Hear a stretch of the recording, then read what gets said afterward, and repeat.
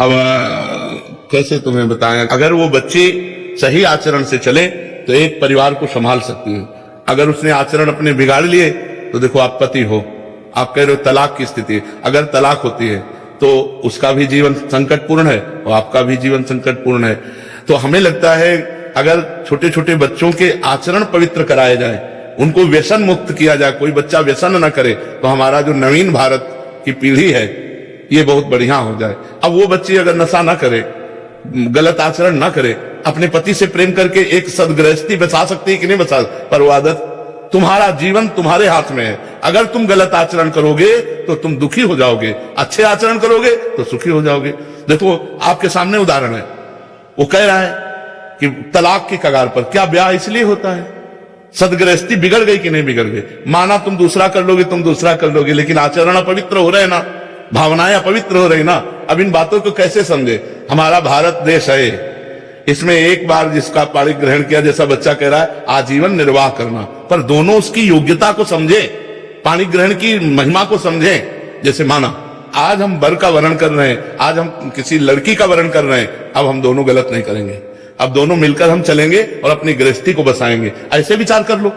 चाहिए कि बाल्यावस्था से जब तक ब्याह ना हो तब तक हम कोई गलत आचरण ना करें, चाहिए ब्रह्मचर्य से रहे, धर्म से रहे, कोई नशा न करे, कोई गंदी बात न करे, और जब पति प्राप्त हो जाए तो बात अलग है।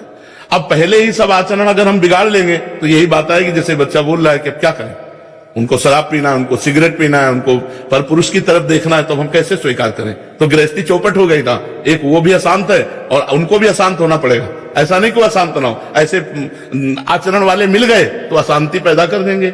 ऐसे इनसे भी ज्यादा आचरण वाले है ना, ये क्यों?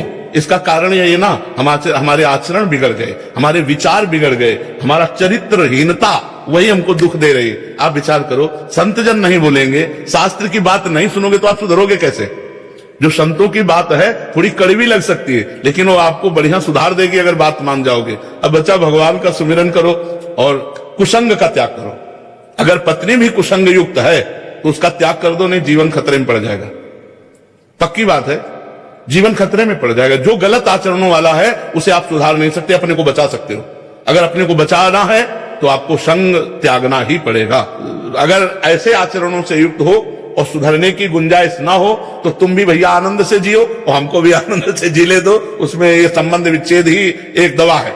मारपीट नहीं, हिंसा नहीं, कोई झगड़ा मत करो, बच्चा हो चाहे बच्ची, दोनों को अपने आचरण सुधारने चाहिए। देखो तुम गलत रहे होगे लेकिन तुमको गलत पसंद नहीं है, हमारी बात को पकड़ना।